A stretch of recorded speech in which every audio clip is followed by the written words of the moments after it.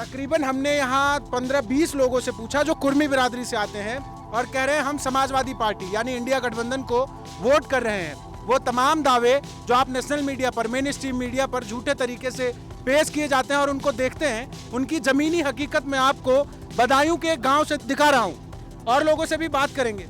अच्छा ये बताइए, दुर्गविजय सिंह साकी को कितने लोग जानते थे चुनाव से पहले? कोई नहीं जानता। कोई भी नहीं जानता था। कोई नहीं। कभी नाम सुना था? कभी भी नहीं। किसान का खेत ही उसका मंदिर मस्जिद है, हल बैल ही उसके देवता है और क्या कहा, श्रम उसकी पूजा है, श्रम ही उसकी पूजा है। क्या बात है।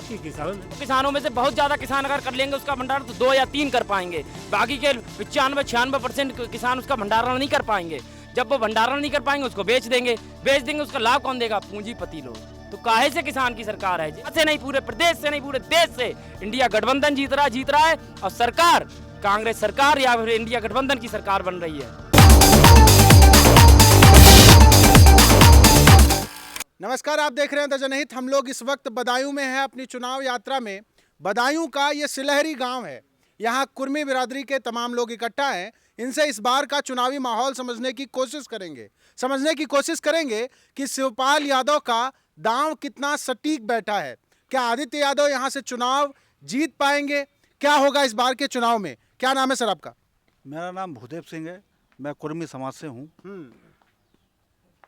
इस बार इंडिया गठबंधन जीत रहा है, भारी बहुमत से जीत रहा है। और ये इसलिए जीत रहा है कि भारतीय जनता पार्टी की जितने भी वादे किए उस पर ये खरे नहीं उतरे। इन्होंने कहा कि 2014 के अंदर विदेश में इतना काला धन है, इतना काला धन लाएंगे कि हर एक के खाते में 15-15 लाख रुपए पहुंच जाएगा। इन्होंने कहा किसान की आय दुगनी करेंगे, मेक इन इंडिया बनाएंगे। अब किसान हूं मैं, किसान परिवार से आता हूं।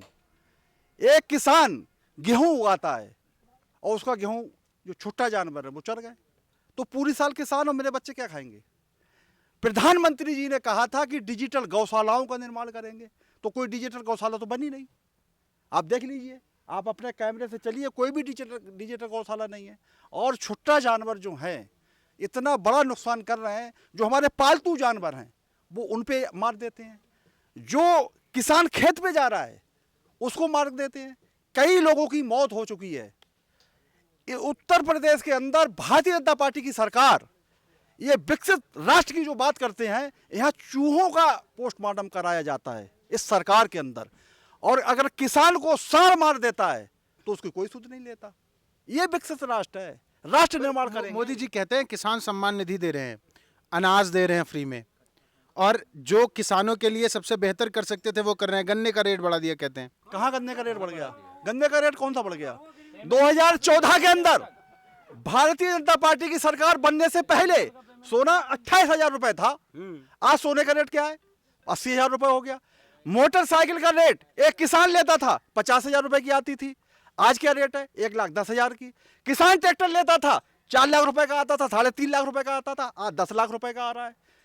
ये भारतीय जनता पार्टी सबसे झूठा पार्टी है, ये सबसे झूठ बोलने वाली पार्टी है पूरे हिंदुस्तान के अंदर। और इन्होंने जो वादे करे हैं ना, इनके वादे सारे खोखले हैं। इंडिया गठबंधन भारी बहुमत से जीत रहा है। यहाँ से जो इंडिया गठबंधन के प्रत्याशी हैं बहुत लंबी जीत होने वाली है उनकी, और इंडिया गठबंधन की सरकार बनने वाली है। और एक चीज और बता दूं, भारतीय जनता पार्टी एक प्राइवेट कंपनी की तरह काम कर रही है।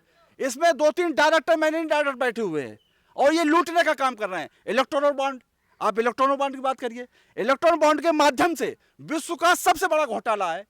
आपने चंदा लिया कंपनियों से, और अगर एक सुई बनाने वाली कंपनी है वो मार्केट में 1 रुपए की सुई बेच रही है, आपने ईडी लगा दी उसके पीछे, उसको उठा के बंद कर दिया, 500 करोड़ चंदा ले लिया, वही सुई बेच रही है 25 रुपए की। तो मरा कौन? आम आदमी।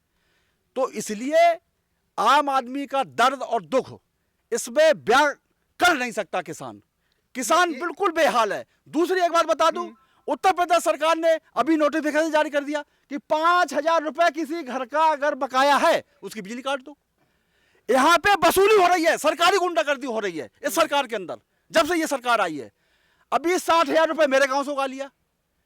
बिजली विभाग के कर्मचारी उगाई कर रहे हैं। अगर आम आदमी बिल नहीं दे पा रहा है, अनाफाना बिल आ रहे हैं, तो कह रहे हैं कि कनेक्शन भाई कटेगा, वो मिन्नतें कर रहा है कि भाई साहब मैं आपके हाथ जोड़ रहा हूं, मैं पानी कैसे पीऊंगा, जानवरों को कैसे पिलाऊंगा।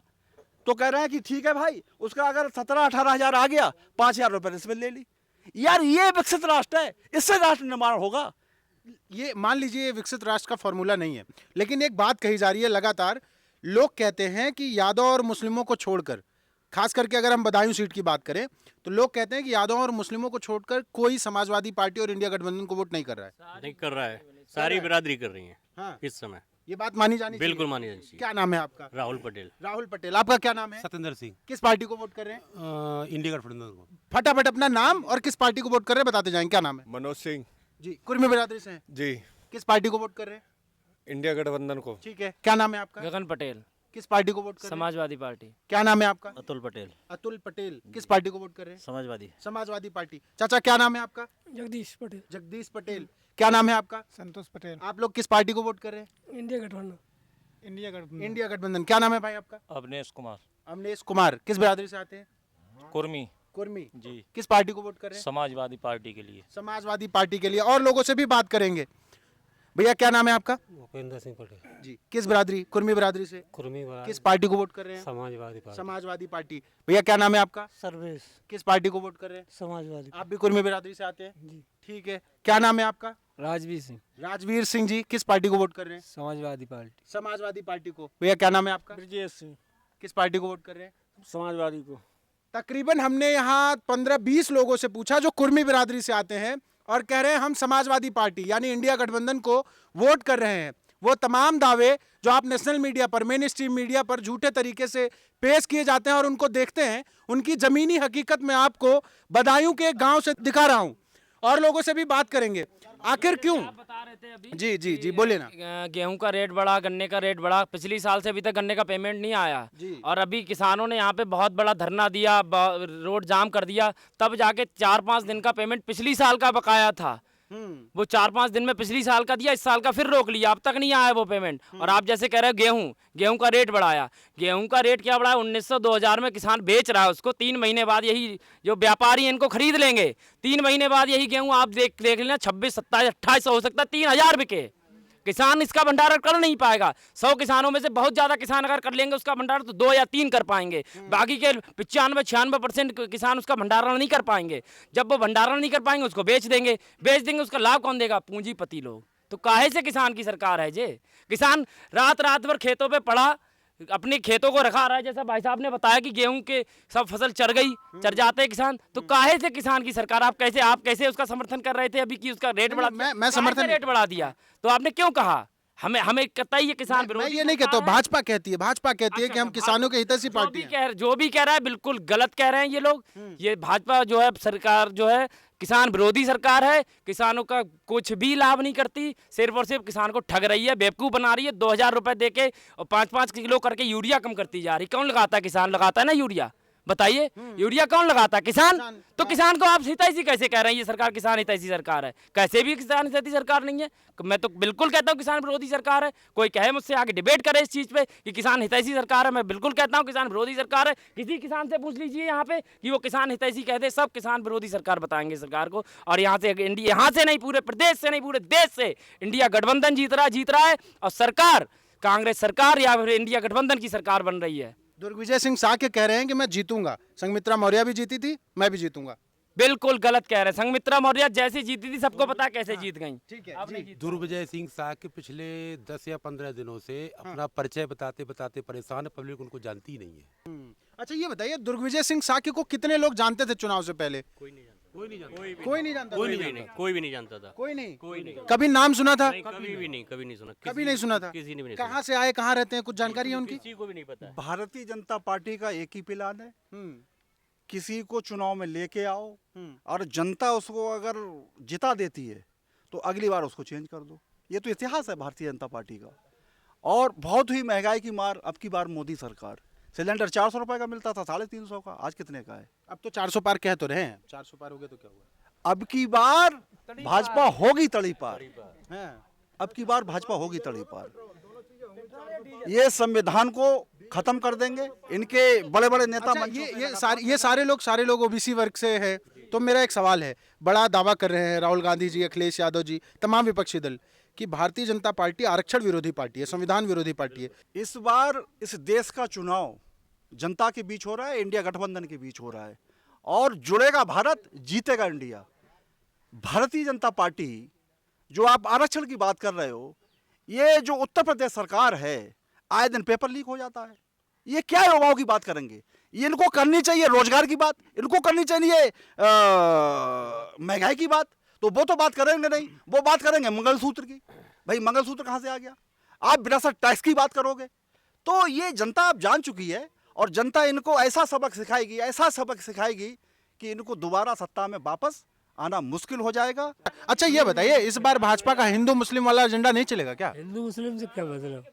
किसान का हमारा खेती, मंदिर है, मस्जिद है, हल बैल हमारे देवता हैं, श्रम हमारी पूजा है। ये बड़ी अच्छी बात इन्होंने कही है। चाचा की आवाज अगर आपको साफ ना आ रही हो तो मेरी पूरी यात्रा में ये बहुत अच्छी बात कही इन्होंने कि किसान का खेत ही उसका मंदिर मस्जिद है, हल बैल ही उसके देवता है, और क्या कहा? श्रम उसकी पूजा है, श्रम ही उसकी पूजा है। क्या बात है? जाति किसान है, और जाति मात्र किसान है। हाँ, खेती और करने वाला किसान नामक जाति का खूब नुकसान कर रहे हैं भाजपा वाले। और क्या कर नहीं रहे, और क्या कर रहे? रात रात भर कहीं रखा होता। 2000 रुपया भेजते तो हैं खातों में। एक बात बताओ, नरेंद्र मोदी ये गारंटी दे कि किसान हम इस स्थिति में किसान को खड़ा कर देंगे, उसे 2000 रुपए की जरूरत ही नहीं पड़ेगी किसान सम्मान निधि की। हम देश की जनता को ऐसा आत्मनिर्भर बना देंगे, उसे 5 किलो राशन की जरूरत नहीं पड़े। वो तो कह रहे हैं हम और देंगे और देंगे। देश के लोगों को बेकारी बना रहे हैं ना। वो तो कहते हैं कि आत्मनिर्भर भारत बना रहे हैं। कहाँ बना रहे हैं? 5 किलो राशन दे के हमें डरवा रहे हैं। 5 किलो राशन लो, चलते रहो। उन्होंने अपने घोषणा पत्र में ये कहाँ कहा कि मैं आज देश को आत्मनिर्भर बना करके जो 5 किलो राशन दे रहा हूँ, वो इस देश के किसानों को और गरीबों को राशन की आवश्यकता नहीं पड़ेगी। इतना मैं पैसा उन्हें आत्मनिर्भर कर दूंगा। 2000 सम्मान निधि दे रहा हूँ, किसान की आय इतनी कर दूंगा कि वो उसे 2000 की जरूरत ही नहीं पड़ेगी। पर ये नहीं कह रही है भाजपा। ये बात तो आपकी लगभग सही है, उनके घोषणा पत्र में भी नहीं है।